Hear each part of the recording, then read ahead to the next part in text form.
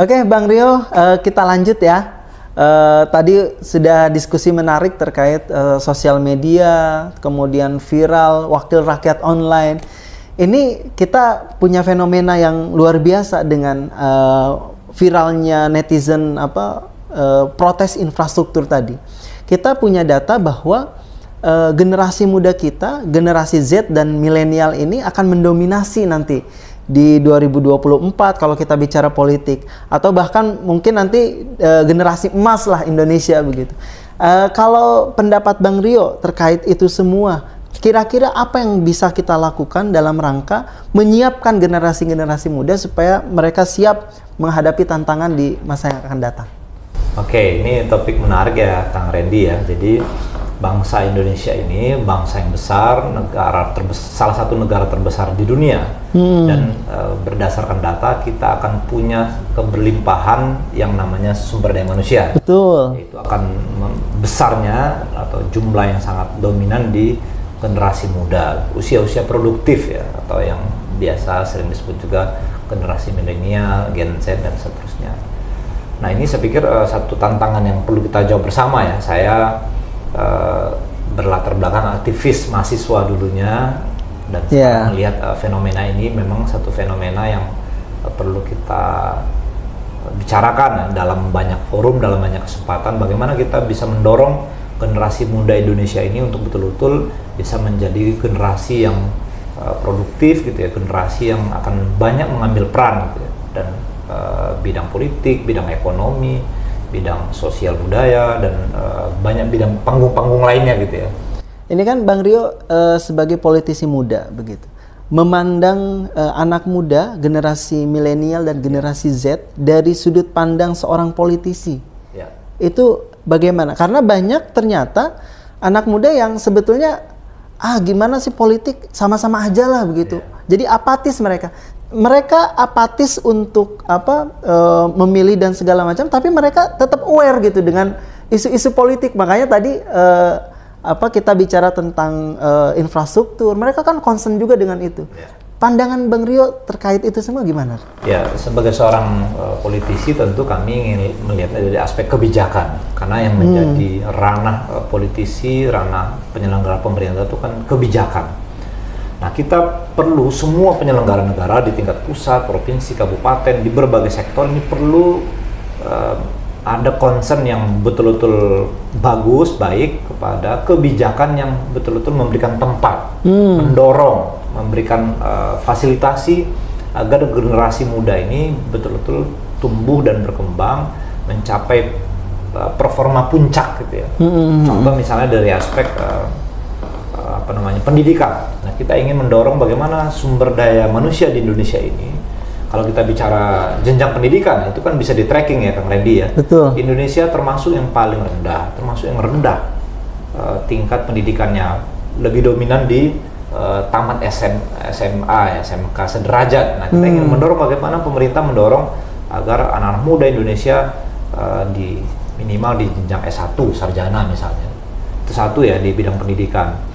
Di bidang lain contoh tentang UMKM, ini sektor entrepreneur yang menjadi minat besar ya, minat besar anak muda. Kita juga ingin mendorong bagaimana anak-anak muda betul-betul mendapatkan tempat, mendapatkan akses, bagaimana mereka bisa mengembangkan diri melalui sektor entrepreneur gitu ya. Karena itu ukuran kemajuan bangsa itu nanti di sektor itu salah satunya, ada hubungannya langsung dengan tingkat kesejahteraan.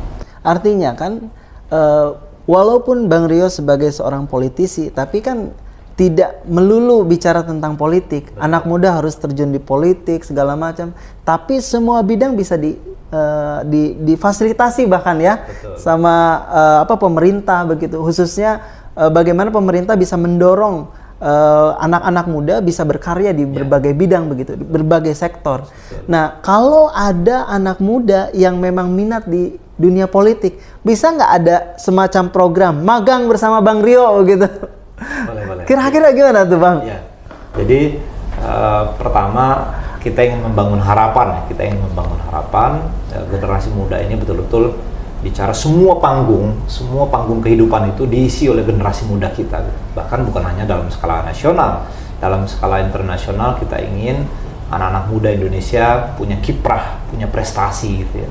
Nah saya, Kang Randy, termasuk sering ya di dapil saya maupun di beberapa tempat kongko, ngopi lah dengan anak muda gitu ya. Ya mereka punya harapan gitu ya.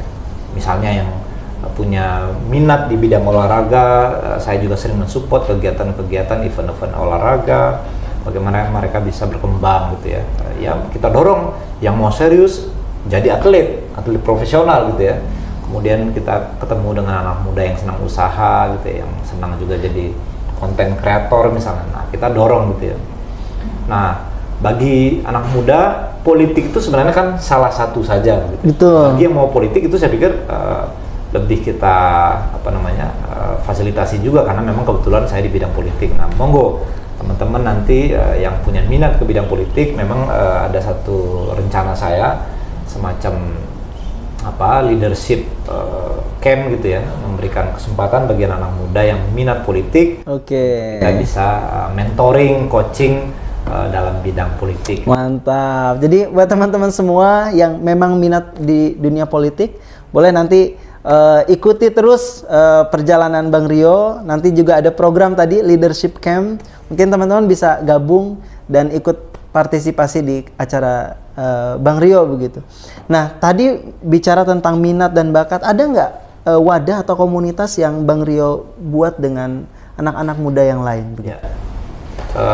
Kan tipikal anak-anak muda ini mereka berkelompok ya, berkomunitas, berjejaring gitu ya.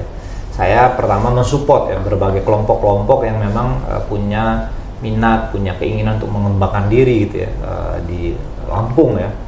Ketika mereka punya minat tadi di konten kreator gitu, mereka punya minat di tulis menulis gitu ya. Nah, itu kita support gitu ya. Nah, saya juga membuka diri bagi teman-teman, silakan kapan waktu saya bisa diundang, kita sharing gitu ya. Yang berikutnya apa yang saya support langsung, saya menggagas satu wadah namanya Pemuda Kreatif Lampung. Pemuda Kreatif Lampung. Satu upaya saya untuk memfasilitasi ketika anak-anak muda yang memang memerlukan satu wadah ini bisa kita fasilitasi. Di situ nanti kita akan buat event, buat kegiatan-kegiatan yang punya minat kepada bidang-bidang tertentu. Nanti kita contoh yang sudah pernah itu entrepreneur ya, kita sudah buat pelatihannya sehingga nanti teman-teman yang punya minat bisa mengembangkan diri. Keren banget. Padahal tadi kita sudah diskusi bahwa tugasnya anggota DPRD itu hanya 3 sebetulnya ya. Tapi kemudian beliau bikin program, ngajak anak muda, bikin ini segala macam. Malah seolah-olah jadi seperti gubernur nih ya. Mungkin ada minat nanti jadi gubernur atau bupati begitu. Tapi ini luar biasa, salah satu politisi muda kita, beliau bikin program segala macam terkait anak muda, generasi muda, Gen Z, Gen milenial. Nanti silahkan teman-teman semua bisa kontak. Nanti tadi beliau sudah sampaikan bahwa kalau ada yang memang mau diskusi, minta support segala macam, nanti bisa diskusi dengan beliau. Nanti kontaknya bisa lah ya, nanti tinggal di DM aja lah ya. Nah, dari Bang Rio sendiri, harapan untuk generasi muda, karena kita tahu bahwa Lampung ini juga memunculkan atau menghasilkan anak-anak muda yang memang bersinar juga di kancah nasional bahkan internasional begitu. Nah, dari Bang Rio sendiri gimana harapan kedepannya terkait anak-anak muda ini, dan support apa mungkin yang akan diberikan atau disediakan untuk anak-anak muda ini supaya bisa berkembang dengan jabatan Bang Rio yang sekarang sebagai anggota DPRD provinsi? Ya.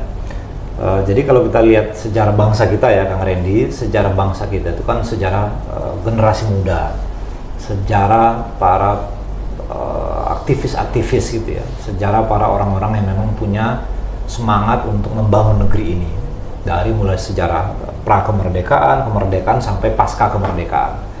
Nah, tradisi ini harus dijaga oleh anak muda kita gitu ya. Memang ini ada sedikit ada sedikit pesimisme begitu ya ketika melihat anak muda zaman sekarang. Anak muda sekarang ini apa nih? Katakanlah diidentikan dengan hal yang kurang baik gitu ya. Pengennya instan, berhasil, tapi nggak mau mengikuti proses. Flexing begitu dah. Gitu ya, atau baperan gitu ya. Nah, tapi saya sesungguhnya melihat karakter anak muda itu satu, mereka cinta perubahan. Mereka orang-orang yang ingin ada perubahan. Dan manusia kalau udah nggak ada niat mau berubah lagi itu kan masalah ya. Iya, betul. Itu jiwa anak muda itu jiwa perubahan gitu. Yang kedua, kreativitas gitu. Anak muda itu cenderung kreatif gitu. Nah, kita perlu mendorong kreativitas anak-anak muda karena anak muda nggak boleh menunggu menurut saya. Nggak boleh menunggu, dia harus proaktif gitu. Proaktif itu berarti ya punya inisiatif, punya ide gitu ya, punya terobosan-terobosan. Nah, silakan anak-anak muda kita di Lampung, di Indonesia, kita ingin buktikan, kita ingin perlihatkan bahwa anak muda Indonesia ini memang generasi yang nanti akan menuju Indonesia emas ketika 2045 Indonesia emas. Kemudian bonus demografi itu memang betul-betul berdampak kepada kesejahteraan bangsa kita.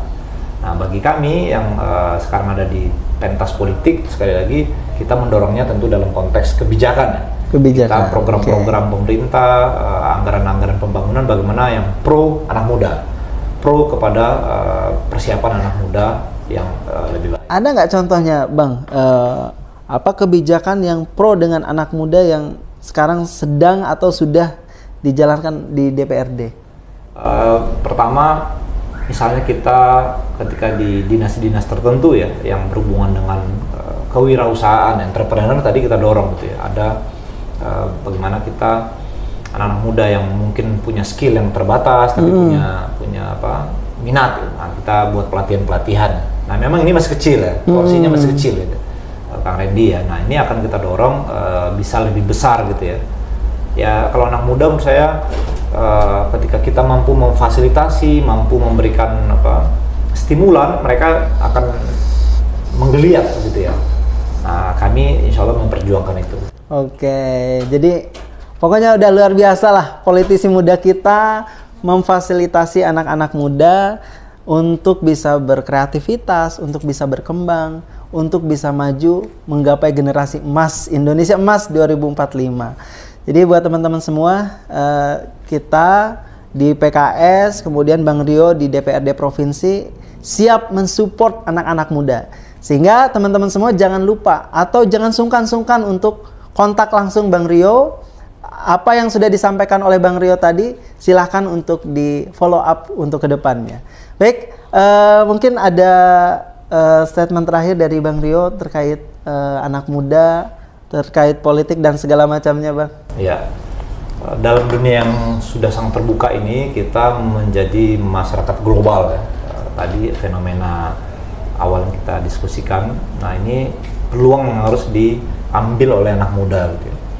Bukan hanya sekedar kita bisa nonton film, kita bisa bersosial media gitu, tapi kita betul-betul memanfaatkan teknologi ini untuk sesuatu yang berdampak kepada kemajuan anak-anak muda. Nah, saya mengajak, yuk anak-anak muda Indonesia, secara khusus di Lampung, kita ambil peran, kita ingin berkontribusi di usia-usia muda gitu. Kalau dulu itu orang sukses itu harus di umur 40 ke atas. Nah, sekarang peluangnya sangat terbuka. Teman-teman yang